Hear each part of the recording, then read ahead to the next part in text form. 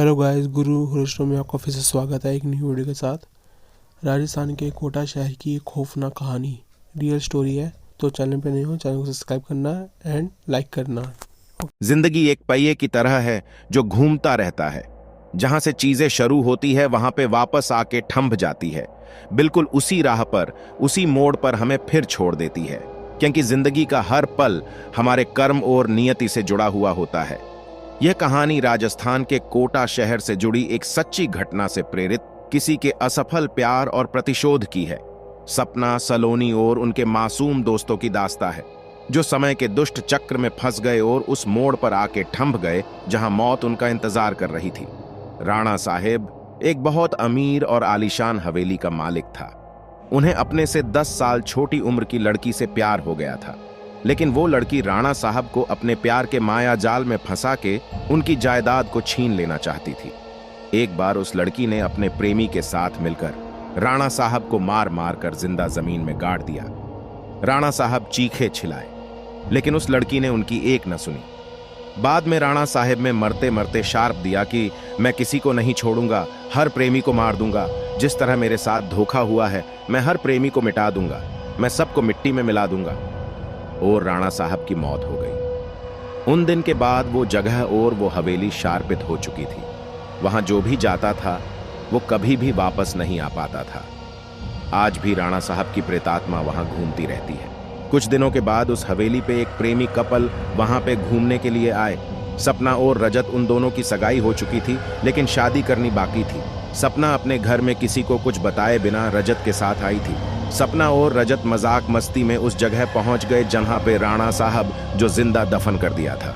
अचानक रजत उस जगह पे गिर जाता है और उसका पैर जमीन के नीचे घुसने लगता है। यह देखकर सपना डर जाती है और मदद के लिए चीखने चिल्लाने लगती है, लेकिन कोई भी उसकी आवाज नहीं सुन पाता है। सपना जब उस हवेली में मदद के लिए जाती है तो वहीं उसे किसी की के होने का आभास होता है। उसी वक्त तुरंत सपना गिर जाती है और कोई उसका पैर पकड़कर उसी जगह पर खींच के ले जाता है जहां राणा साहब और रजत दफन हुए थे। बाद में सपना भी उसी जगह पर दफन हो जाती है। कुछ दिन बाद जब सपना अपने घर नहीं पहुंचती है, तब उसकी बहन सलोनी अपने पति समीर और कुछ मित्रों के साथ उसे ढूंढते ढूंढते उस हवेली पे पहुंच जाते हैं। समीर एक पैरानॉर्मल एक्टिविटी का एक्सपर्ट है। जब वो सब उस हवेली पर पहुंचे, तब समीर को पता चल गया कि यहां पे किसी बुरी आत्मा का वास है। उसने सबको सूचित कर दिया।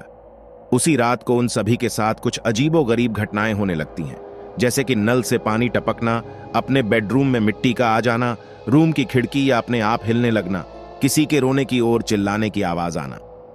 यह सब देखकर वो सभी डर जाते हैं और उनमें से एक भागने की कोशिश करता है, लेकिन राणा साहब की प्रेतात्मा उसे भी जिंदा दफन कर देता है।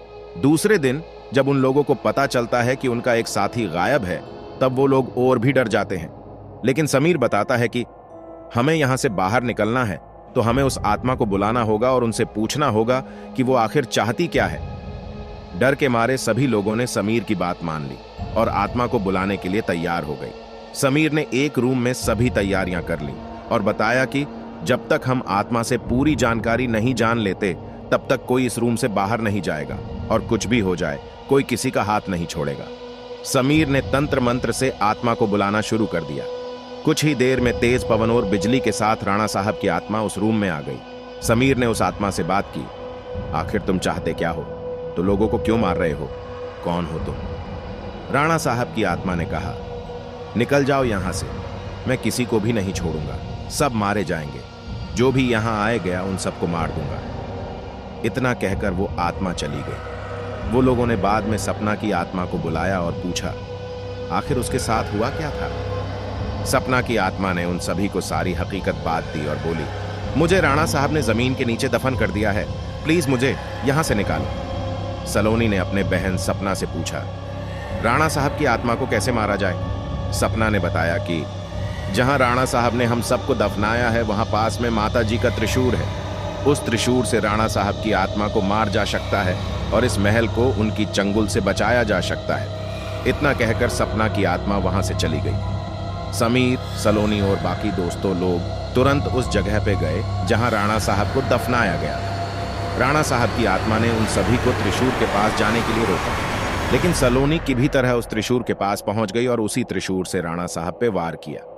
कुछ ही देर में राणा साहब और उनके साथ वो सभी आत्माओं को मुक्ति मिल गई जिसे राणा साहब ने दफनाया था।